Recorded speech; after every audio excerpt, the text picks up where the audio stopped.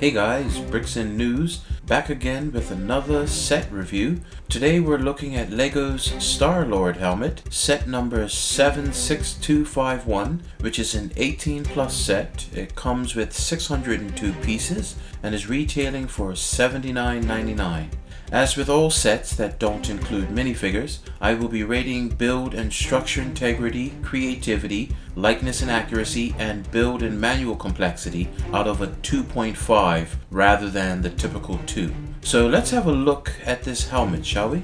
Up first, build and structure integrity. The helmet itself feels sturdy. The display stand, as with all of the helmets that have been released to this point, is well built, which is to be expected as it's not hard to see that these helmets are designed with collectors in mind to put them out on display. The two canisters near the mouth of the helmet move and swivel. They feel good, and considering you're probably not going to be handling this much, I'm not overly concerned with them. The only pieces I did feel were a bit unsturdy were the little telephone pieces on the sides of the cheek area. They're only attached by the single stud, so they do feel a bit loose to the touch. So overall, I'll give build and structure integrity a 2. Up next, we have creativity. It looks good. I like the gold finished pieces they use to the front portion of the helmet. LEGO designers could have elected to use tan or beige pieces here, but going with the gold really adds a bit of quality to the overall model. The printed eye pieces look really nice with the hexagon designs.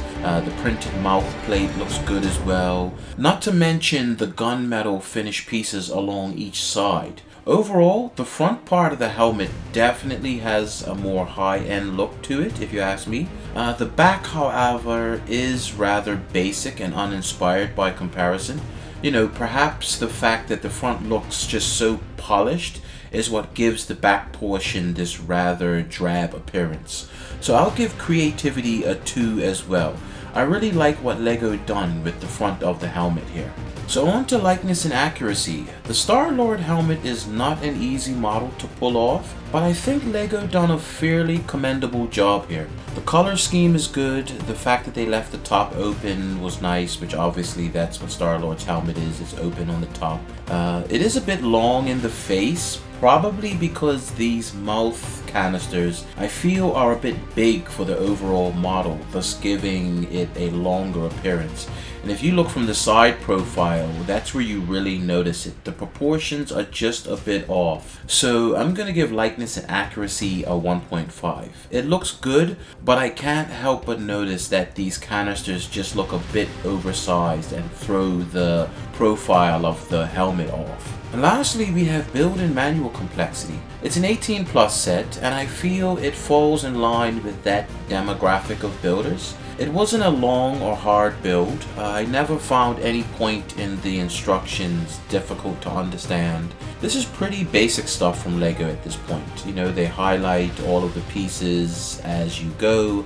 They have the little timeline at the bottom of each page to keep track of your progress. It was also a nice addition in the manual that LEGO added the little write-up about the Starlord character, as well as an actual picture of the helmet.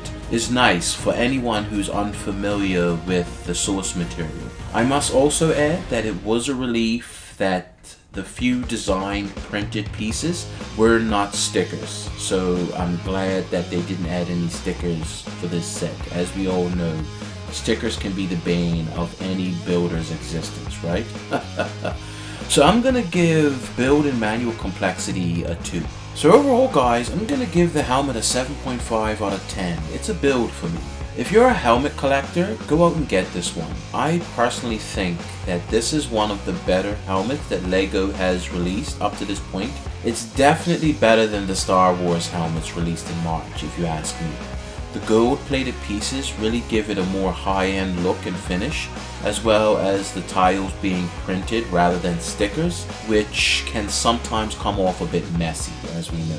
The third Guardians movie is coming out next month, so now would probably be a good time to go out and grab this. For me personally though, I've never been a big fan of the helmet series. Probably because I'm more of a minifig collector. So, and if I'm honest, I never feel that the helmets quite live up to the real thing. It's far easier to pull off likeness when everything is shrunk down to the Lego dimensions. But when you increase the scale, it can really expose the difficulty Lego can have with pulling off the models accurately, which I feel is the case most of the time with these helmets. But as I said, if you are an avid collector of the helmet series, this is definitely one to add. So that's it for me, guys. Let me know down in the comment section what you think. Are you a fan of the helmet series, or do you feel that it's all just a bit unnecessary?